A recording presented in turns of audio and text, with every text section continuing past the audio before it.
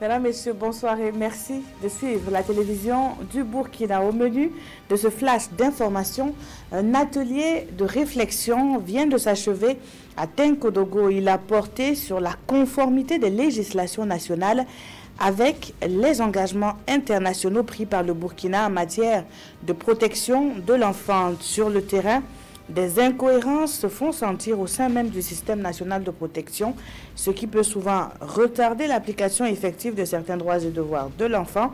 Les participants à cette session de travail ont été force de proposition quant à l'harmonisation du cadre juridique en la matière.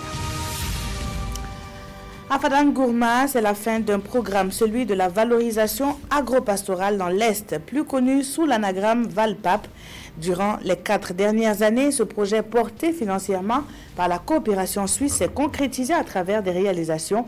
Elles vont de la réhabilitation de barrages à la création d'activités génératrices de revenus pour les femmes vivant en milieu rural, en passant par la création de pistes à bétail. La redevabilité, c'est ce qui a conduit les responsables du projet à présenter ces réalisations aux élus et aux autorités de la région de l'Est.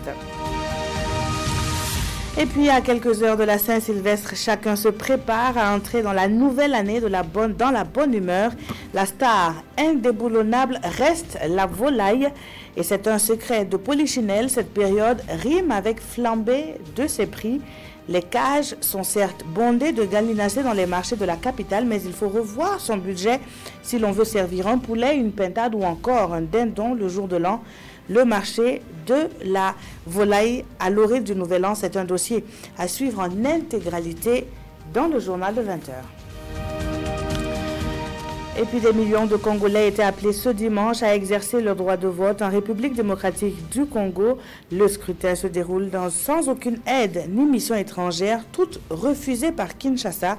Le président sortant, Joseph Kabila, s'est rendu dans son bureau de vote en famille. Son dauphin à lice, Emmanuel Ramazani Chadari, a face à lui une opposition divisée entre Félix Tshisekedi et Martin Fayoulou, ce dernier étant le favori de plusieurs sondages.